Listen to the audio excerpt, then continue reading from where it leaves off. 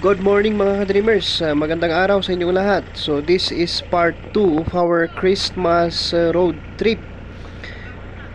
Marami po tayong pinuntahan mga ka-dreamers, pero ito lang pinature natin. Hindi kasi maayos ang ating pag-video pag umaandar ang sasakyan. Hindi maganda. So ngayon huminto tayo sa isang rancho. And this is, if I'm not mistaken, managed by the Cervantes Ilocosur LGUs. Yan. So silang nagmamanage sa rancho na ito. Sa katunayan po mga ka-dreamers, hindi maganda ang pakiramdam ng mga bata sa araw na ito. Sinisipon po sila at inuubo. Pero we have to cooperate. Kasi bali isang grupo po kami na pumarito. At sabi ni Mrs. ay mukhang parang nakakahiya kung kami lang ang wala sa family trip na ito. So kahit na may iniinda ang mga bata, ayun, kita-kita nyo, hindi po sila healthy. Meron talaga silang iniinda. Pinipilit nilang maging masaya mga dreamers. And in support na ma-expose sila sa mga ganitong activities, kaya po kami pumarito. At syempre pagbibigay ng suporta sa programa ng ating mga leaders. Yun.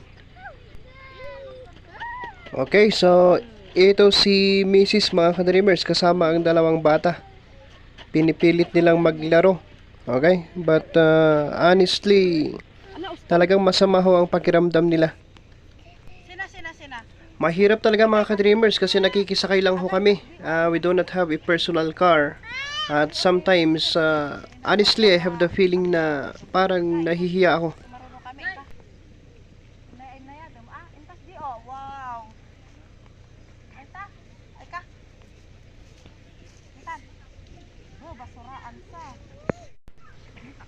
Siya nga pala mga ka-dreamers, naisip ko pong gawan ito ng video para ma-i-upload natin sa ating YouTube channel.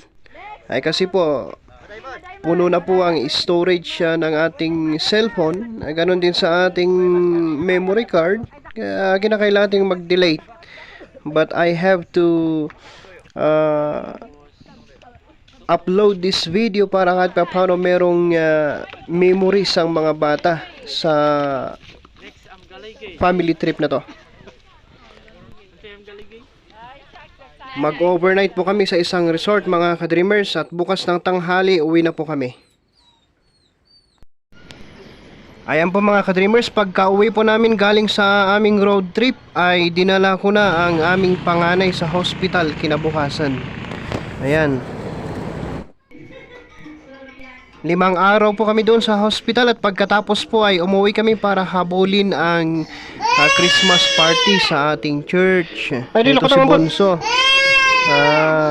Naabutan namin na umiiyak. So bali na discharge po kami sa hospital mga ka-dreamers sa araw ng linggo. At nakarating po kami sa church ng after lunch ng Sunday iyon. Games at exchange gifts na lang po ang inabutan namin mga ka-dreamers during that Christmas party. Ang importante po sa Panginoon, nagpapasalamat po kami sa Kanya dahil pinauwi niya po kami at maganda naman po ang recovery ni Amira. But we still have some medication and maybe some follow-ups. And sa ngayon po mga ka-dreamers ay pinaplano namin na dalhin siya sa mag-second option kami ba, kumbaga, para malaman namin kung ano talaga ang kalagayan ng bata because hindi kasi niya masabi. Basta iba-iba po ang sinasabi niya na masakit. We don't know. At siyempre bilang mga magulang mga ka-dreamers, kami po ni Mrs. ay masyadong nag-aalala. We worry so much kung ano nga ba talaga ang tunay na iniinda ng aming pinakamamahal na panganay. Ayan mga ka-dreamers, exchange gifts na po. At nagpapasalamat po tayo sa Panginoon mga ka-dreamers because He came into this world to reach out humanity without any excuse. Wala nang patumpik-tumpik ang Panginoon.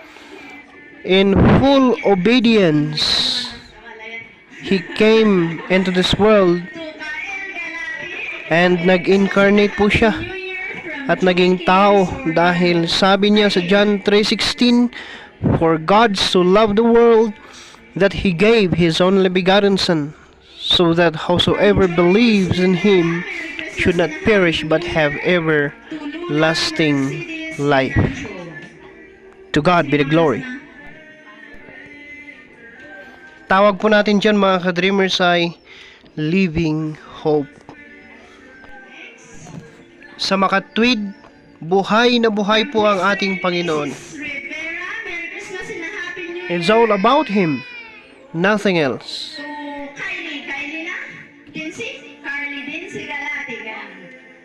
Dinsi?